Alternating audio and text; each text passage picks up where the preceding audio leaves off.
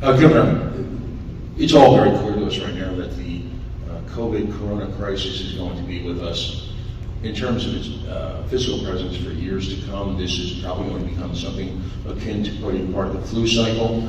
At what point and what benchmarks are you going to use before you finally end, if you will, these endless emergency executive orders where fundamental civil rights, fundamental freedoms are taken away? When it makes sense. Right now it doesn't make sense. Well, that's respectfully, the not going to make sense isn't a benchmark. We're at, by your own public relations, well over 90% in initial first stage vaccination. Citizens are actually asking for answers on this. This can't continue to go on for years, where again, fundamental civil rights, fundamental governmental rights are being taken away for a disease that appears to be becoming, sadly, part of our national. Rhode Island's done very well in terms of any of the local restrictions. There's no restrictions on businesses right now. There's school areas that we feel as though are fundamental. The healthcare vaccine issues were instrumental in terms of the request from our hospitals, from our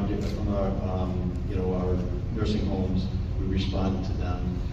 If you have a crystal ball, you would know that a Delta was on the horizon in July, and we didn't. Obviously, what we have to deal with what's given to us right now. This new variant, as the president said, this is not a panic. We're not expressing a panic here. We're going to be aware of what that means to us, and then once we understand what that is, we're going to inform the people who live in the state of Rhode Island about what that means to them individually, and then we'll work with the Department of Health. We'll work with all the other emergency management teams to make sure that we're making the appropriate decisions to keep people healthy in the state of Rhode Island.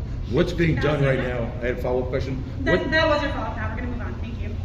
I wanted to ask if you could just clarify.